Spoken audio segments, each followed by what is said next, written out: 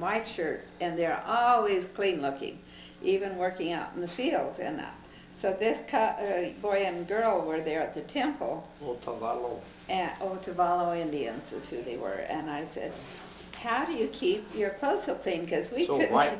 So white, because we couldn't keep the temple clothes that white. They'd kind of get yellow because we thought it was because the man that was in charge of it would insist on having the dryer at top heat, and we thought that was what did it.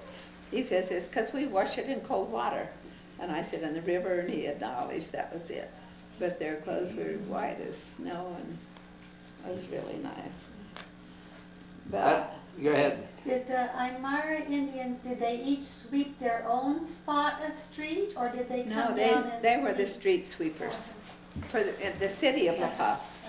But you should know that these the Indian ladies are so industrious, and they sit on the street with these big full skirts, and they have one baby that's nursing and one baby just a little older.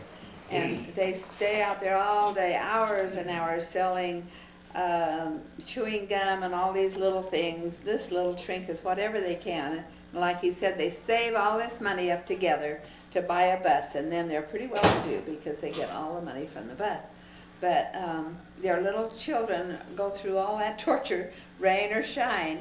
And one little Indian was sitting there, and a soldier came along and swiped some of her candy.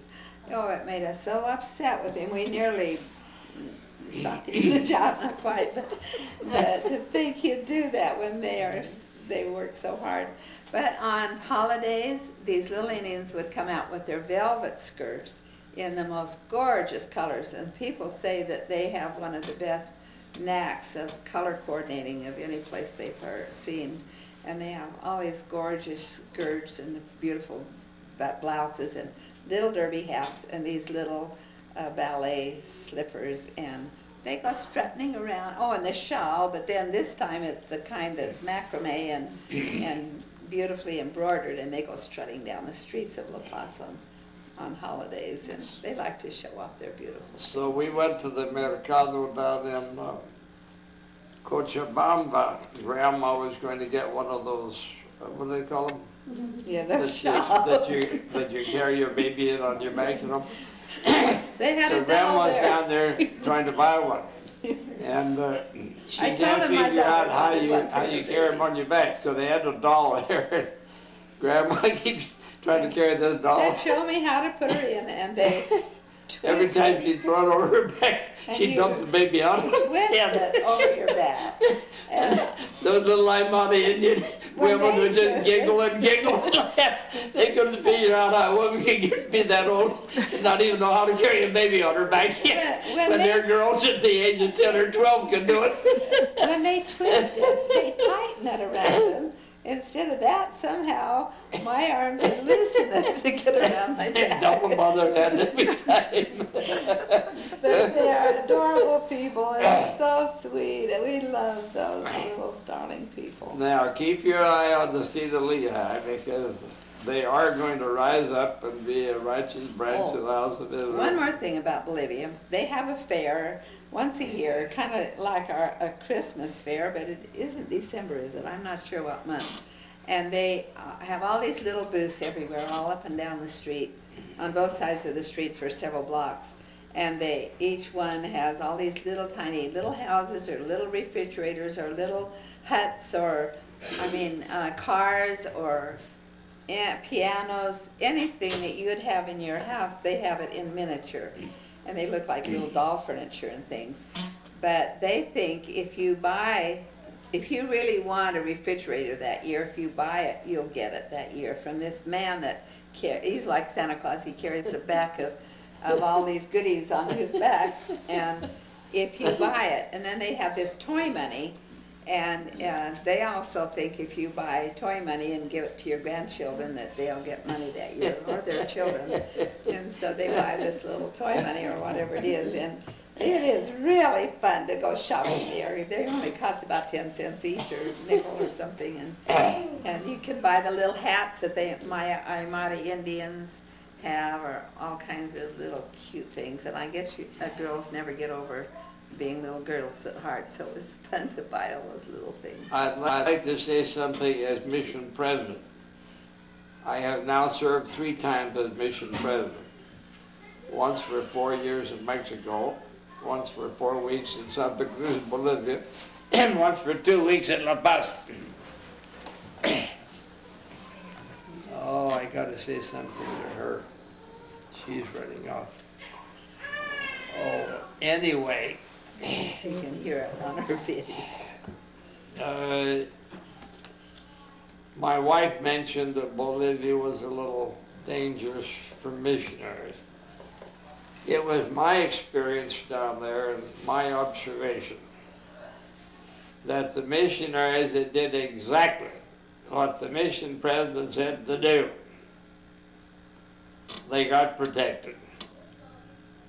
The only ones that had any trouble that I ever saw were the ones that did not do what the mission president said, or they did something that was really stupid. You're supposed to exercise a little common sense.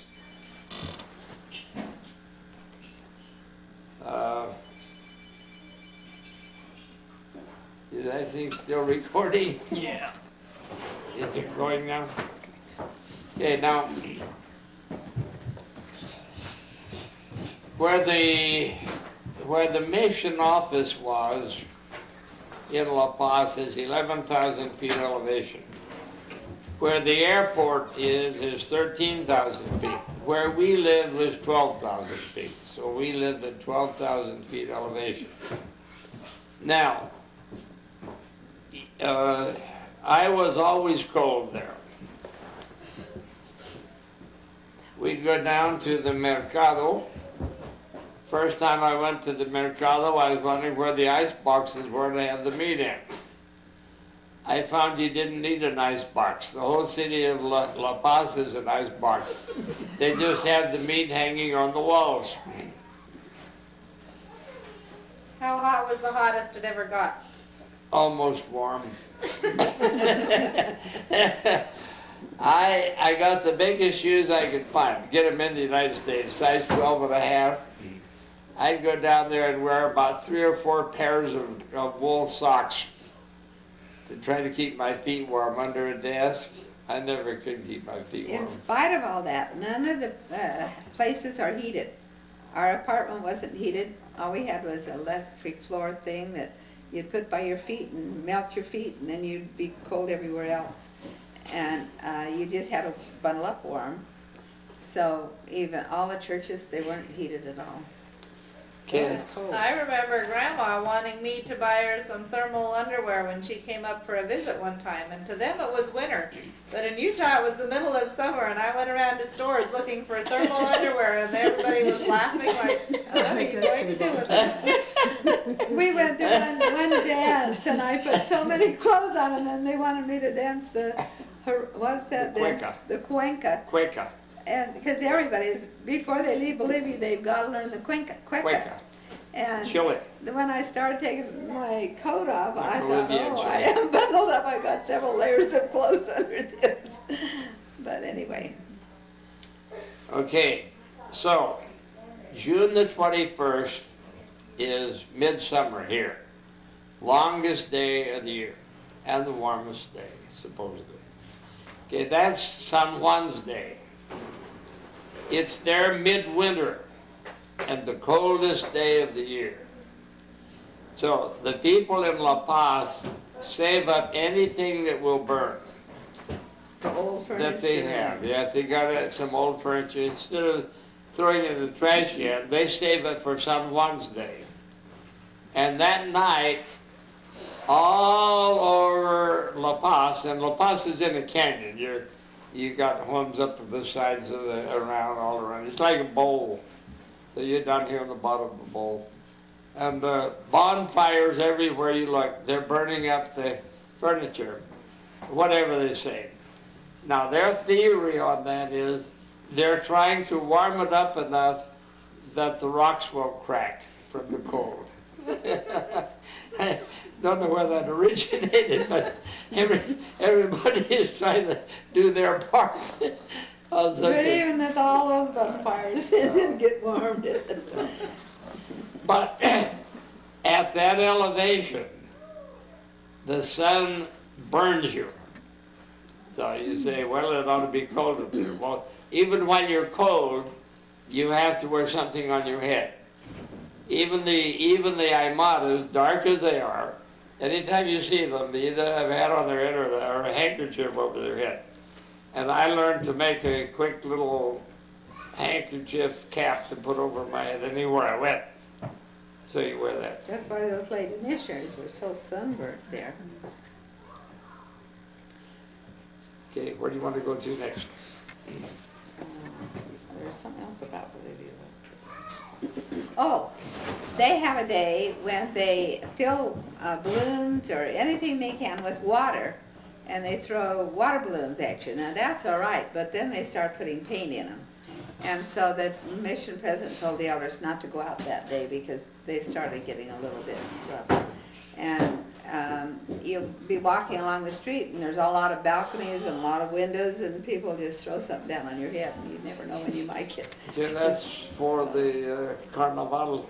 And so, well, during this time they also decorate their buses and they have them all in streamers and big wreaths on them and that's what day? That's not It's for Carnival, and that's all over Latin America, including Baton Rouge, Louisiana, which is highly Catholic. And they were having that in Peru when we were over there one day, and it was my birthday. And I washed my hair and had it all nice to go to church because I knew I wouldn't have time afterward because we had to fly out real early the next morning. And so we went to the church and got on a bus right out from the church, not very far, with some of the church members, and they had me sit on a nice seat that somebody left for me on the front row, and Grandpa had to go toward the back, and he had an umbrella. I didn't have to, I just had no sense to do it. You didn't know about that. Oh yes, I did. Iquitos, Peru. So anyway, the bus was stopped there, I guess before we even started, and the people had buckets of water outside the door. And he waited till they had time to throw buckets of water on me. And the buses, it's warm, it's hot in Iquitos. They have the visor, the window up with a rod holding it up so that air could go through the bus because it's so hot. But wow, with me wet, I was really cold before I got home. Now that's on the Amazon River. So I really had to wash my hair and do it all over again. But the Amazon River comes down from the south toward the north, down a very steep incline through Peru, and even at Iquitos, you're still in Peru. At that point, it has bent and is flowing east, flows all the way to the Atlantic out through Brazil. Okay? But you're down in the jungle. Now, there is a zoo. Hi, Mom. We might as well see who that was about. Where is he? You have to get on the other side of the pillar thing. Wait.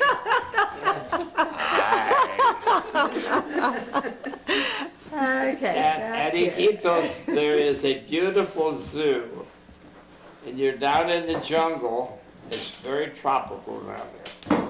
So I'm going to let my wife tell about this trip to the zoo. We want to hear about the monkey. Yeah, that was the place. And we went in this lovely park. It's not big, but really nice. And they had big places with fish. That's where we learned a lot about those fish that eat you from the inside out, those little fish. What are they called? Piranhas? Piranhas. And also the big ones are piranhas, weren't they? That they No, flop little. water at you. But anyway, we learned a lot about fish. But as we were going through the park, when we first got in it, a little monkey was there on the fence, and I kind of walked by it, and it snatched my purse quicker than I never even expected it. Cute little Yeah. monkey ears off. All during this whole trip, every little bit in the perk up there within my purse, and it'd have out my makeup, and it had my lipstick, It was trying to eat her lipstick. and it teased me the whole time because I'd go over there to try to get it, and it'd run away. I don't know if they put it up to it or not, because at the end, the man You gave would it think up he'd to been me. trained. He was almost human. But he looked like he was just teasing me all the way through the park. It was cute. Then we were wanting to go down the Amazon River on a flat boat where A barge. they hit crocodiles and stun them and put them in the back of the boat. They go down with a flashlight. But you don't know whether they're going to come alive while you're on the boat. And the Kidmans went down on this. They said it was really scary, but we were planning on sometime going back, but we never did do it. But one thing I noticed every place we went where they built a new chapel, or especially a new stake, the country and city progressed. And in that little city of Iquitos, it had dirt roads everywhere. In front of the building where they built our church, but no sooner than they had built the church than they started putting in cement roads around. And it's amazing how the church moving into an area has really built it up. And in Ecuador particularly, when they got a stake there, they had a mall that was really lovely, like in the United States, which they hadn't had anything like that before that. Iquitos was a mud hole, but the first street that was paved was the one that went right out to the chapel. And in Tijuana, I've even noticed, they've got all those Yeah. nice buildings, and Yeah. it's progressed a lot since we first came to San Diego, largely because we have stakes of Zion there now. I need to get back to Mexico. One night I had a dream, and in that dream, I was standing looking at the San Diego temple. And as I was looking at it, it was all in flames. And then I looked off to my right, and I saw the Salt Lake Temple, but it was up about where Seattle is. And it was all in flames. And then I heard Not somebody... burning, but... No, it was in flames. And about that time, I heard somebody down here in front of the San Diego Temple holler, "Tijuana, Tijuana, Tijuana." And I thought, Tijuana? This is the San Diego Temple. And oh, of course, it's as much the Tijuana Temple as it is the San Diego Temple. Look, it's almost In fact, 1/5 of our whole temple district is in Mexico. 5 of the 25 stakes that we have in our temple district are right down there in Mexico. And I don't think we've begun to see things yet. I think for this is over with, you're going to see temples in places like, like Ensenada maybe. Because you got all those people down farther south, a lot closer to them to get to Ensenada than this comes San Diego. And no immigration papers, no. Yeah. They don't have to worry about And that. Via Constitución. Yeah, all I got to do down there is get on a bus. Tell us about your experiences as a mission president In Mexico? in Mexico. In Mexico or Bolivia? Mexico. All right. Basically, Well, you went down in July of 1967. How much notice did they give you before you had to leave? When did they call you? May. How about the circumstances around your call? Good. when was it? Let me tell May? that little Go ahead. We had just moved out of our house on Naple Drive into our new house, but we didn't even have a carpet on the floor. It wasn't quite finished, but we thought we'd move out and paint the other house and re-roof it and get it ready to sell. But I thought, well, I'll advertise it a couple of times in the newspaper and see what happens, because none of the houses around there had sold. For 2 years they'd been on the market because they first started putting points on houses. That's paying a percent before you ever buy it. And so I thought, well, I'll just see what happens. And I put it in. The first week we had to go to a funeral and weren't there at all, so I don't know what happened. But the second time I put it in, 4 people came out to the house. They wandered, 4 couples, they wandered through it, didn't say a word, and went home. And I thought, well, there's nobody interested. The next day we got a phone call, and one of them says, where would you like to put it on escrow? Where do you want us to put it on escrow? Would you like to buy the house?